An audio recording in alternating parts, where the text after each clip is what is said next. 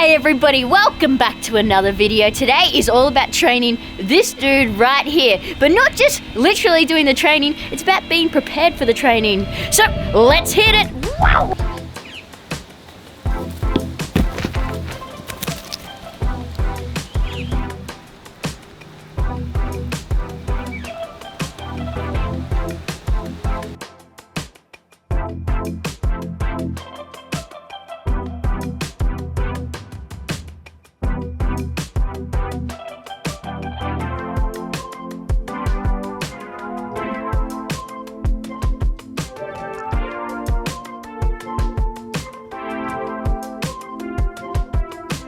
Now before we start training Mr. Barty Boo, we have to figure out what motivates him. Motivation is really important. Now you're probably thinking motivation in terms of dog training. You got food, play, and even praise, so like touching, patting, and verbal praise. Now with captive animals, usually you're kind of really limited to food as your best motivation.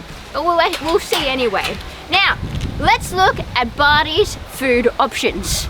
Sweet potato, specialized horse food, sweet corn, fresh from the cob, roo pellets, otherwise known as kangaroo pellets, cracked maize, which is essentially dry corn without moisturizer. Comment down below which you think Barty would choose. Now, by the way, Barty gets all these foods normally as per his diet anyway.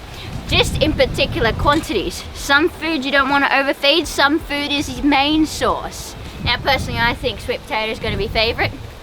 It's sweet and it's potato. Can't argue with that.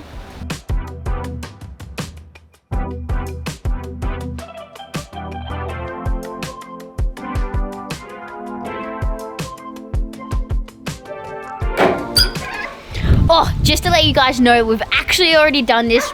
Secrets. Alright, so we already know what Barty likes already, but this one's just for you so we can sort of show you what this process looks like. Alrighty people, you'll see it here today. We've got the Wombat at the gate. He's ready to go. He's been in training, and in front of us we have all his food options. We have the corn, the sweet potato, the other corn, the roo pellets, and that fluffy stuff like Bridget said as well, I can't remember the name of. Are we ready to go? Are you ready to release the beast? Okay, ready, spaghetti, confetti, let's go! Oh, and he's taken off in a really quick fashion. Oh my gosh, he's speeding up to these balls as quick as you could possibly see. Let's get him, let's call him File Up Racing Stripes. Here we go, what should we? Oh, now he's coming up to the options. He's having a bit of a sniff. Oh, he's really thinking about it, mate. He's thinking, he's going, oh, root pellets. Oh, this corn doesn't, it needs some moisturizer, doesn't it? It's like Bridget's legs. Oh, the sweet potatoes got him smelling. The sweet corn, but he's had that. Oh, well, we're not that clean, aren't we? That's all right, just on the ground. It makes you a bit stronger, that immune system. Here we go. Oh, we're looking at that sweet potato. Oh, have we taken a bit? No, we haven't. We just want to bugger stuff up. Oh, we've decided to not have food today.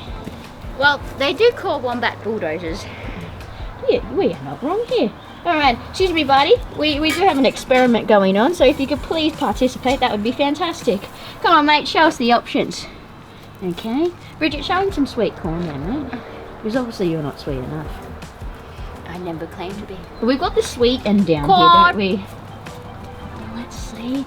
Is he having a go of anything here? No, he goes, no. No. Now guys, if you're going to do this, make sure your animal's hungry. I thought he was. He's in a bit of a playful... Oh. Cool, mate. We're on the edge of our seat. Oh.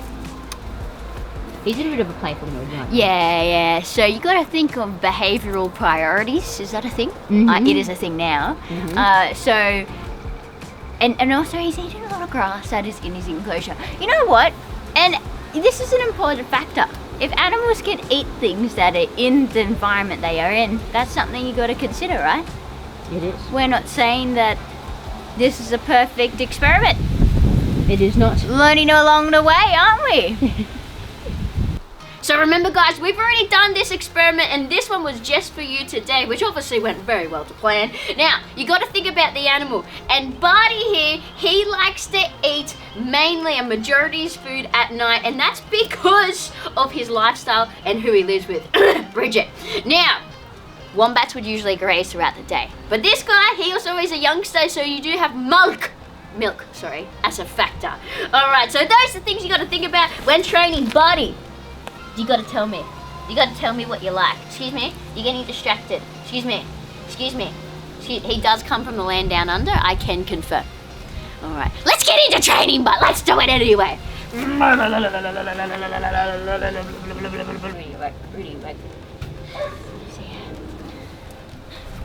Now, these are some of the things that we are training Barty to do already. First of all, harness training. Pretty simple stuff. Goes on him, has a lead. We have full control of him. Somewhat. Anyway, now your second thing here is a place. Now this is a location target training. So he has to stand on it like he is exempling now. And it is very useful in the future. You will see why. This is a target, look, pole target. Yes, pole target. He has to touch this first aid snakebite kit with his nose. Pretty simple stuff. Now this is only the beginning. We could do so many more things and we plan to do so many more things. So stay tuned.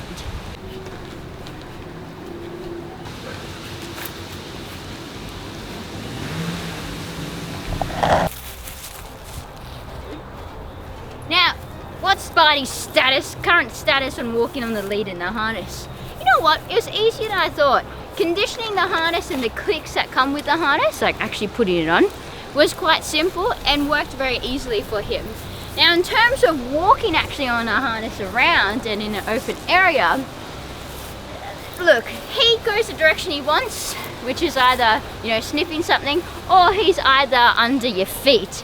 It's not like, you know, walking a dog. It's very different because most people would relate it to that. But he is getting better and better and realizing that he is actually joined to something per se. And I think he'll get better and better at it the more we do it.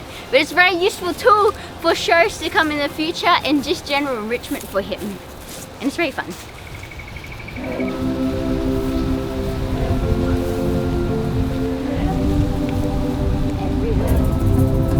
The sun touches.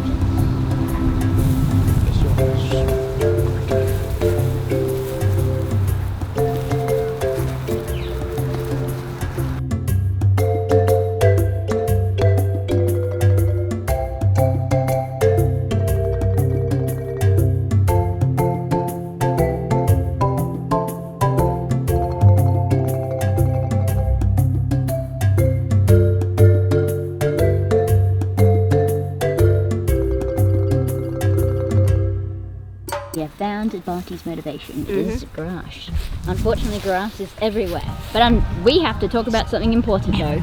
That's right. Before we start training an animal, we've talked about motivation, but we got to know the animal itself. We got to know the senses. So when we start to bring in commands, well, the animal probably can hear, see, or understand what we're doing to start a pattern. Because that's what training is. It's all about patterns. Now we know for a fact that wombats, they cannot see that well. They don't have the best vision in comparison to other animals. They can hear very well and they can smell really well. So, what can we do there? We'll see experiments later on, won't we, Bridget? Now, in saying that, once we know this information, we put it in place. First thing what we need to do, we need to create a bridging cue. And this guy is how we're gonna do it. We're gonna use a clicker. Yep. It clicks. How about that? Now we know our motivator. You guys know it. It's going to be sweet potato. So all we need to do is condition a response to this little doobie dacky here. So when he hears this clicker, he thinks, sweet potato. My goodness gracious me. It's coming for me. All right. So that way we can start to pair this with good behaviors that we like. And when we start to train him, if we see something we like, we can now mark it and reward it. It's as simple as that. You gotta remember, when Bridget and I are doing shows, we are speaking a lot, just like I am right now. So our voice is naturally desensitized to this little dude right here. So using our voice as a marker or even a command probably isn't the best idea, even if there's a lot of noise around. smart thinking. So something like a whistle for a command probably is a good idea in the future, but we'll see. We could do anything. As Bridget said before, the world is our oyster. Now, after we start to do these things, we got to remember, we've got to take into account the environment that he's in, the motivations that we have. It's all happening. But from there, if we start making these things a good pattern, we're going to get some good, clear behaviors. Last thing I'll say is that Barty has 2 speeds, stop and slow. So that means that pairing these patterns together is probably going to take a little bit more time. It's like that very slow scene in Baywatch, Bridget, but more like a furry cannonball. I mean, I must... You know, who would rather watch this guy in slow-mo or Baywatch people in slow-mo? Comment down below.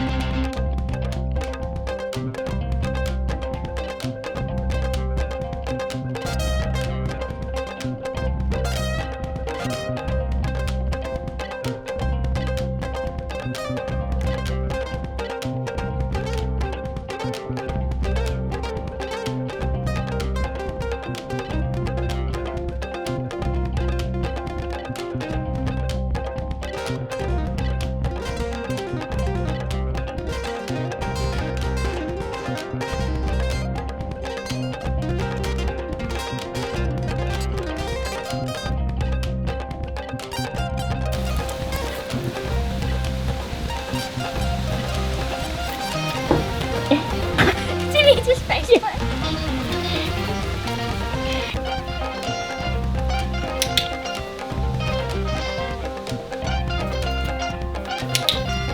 Good job, buddy. Good boy.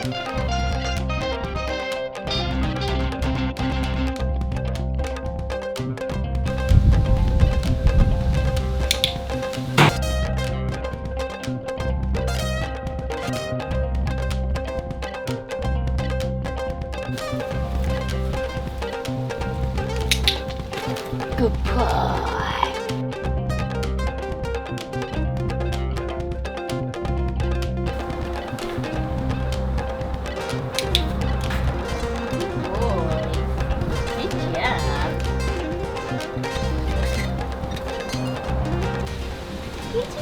I see.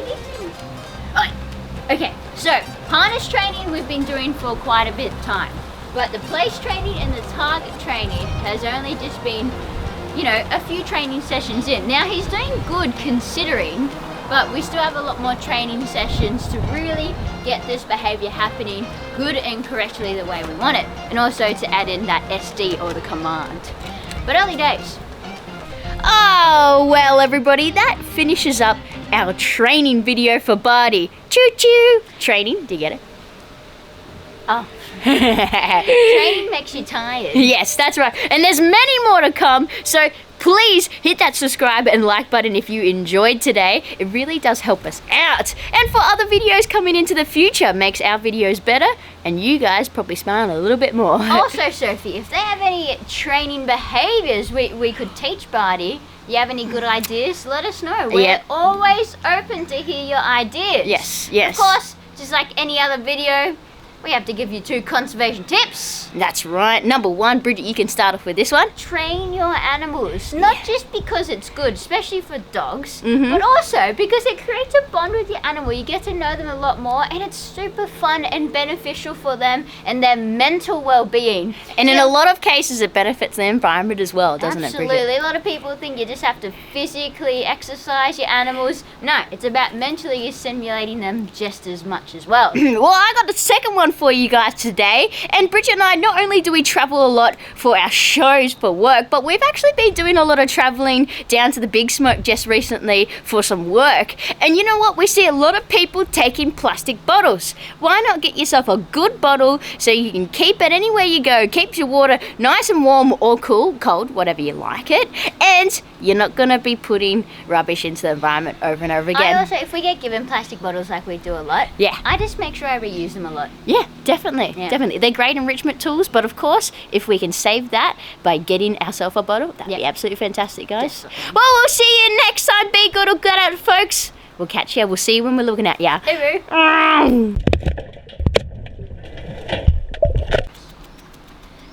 Dangerously live on the edge. He does. He's living on the edge. Can you see the edge living right now? Yeah, The if it edge, wasn't or for the edge me. living. I'm on the edge. No glory. Oh. Tired. Barty has the dry skin. He needs to get sponsored, doesn't he, man? What about yours? What's yours look like in here? Mine is fun. Oh, it looks pretty similar to me, if you ask me. Okay. Yeah. You know, a lot of people say that handling and doing this is not work, Bridget. They don't think it's work. What do you mean? It's just like I gotta look in his You gotta ears. look in his ears. I gotta touch his toes. You I gotta touch his toes. mouth. It's very important, isn't it? It's very important. Is it important, Barty? I think it is. All right. Because we got to make sure we can touch him and hit. Oh, and so he doesn't fall off out of logs. Hey, what do you think, man? Ow! Oh no, this is the best type of. Ow! Best type of what? Best type of ow! We're being naughty. Bitey, bitey.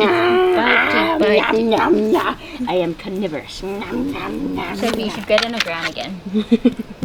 That was people's first part of the video.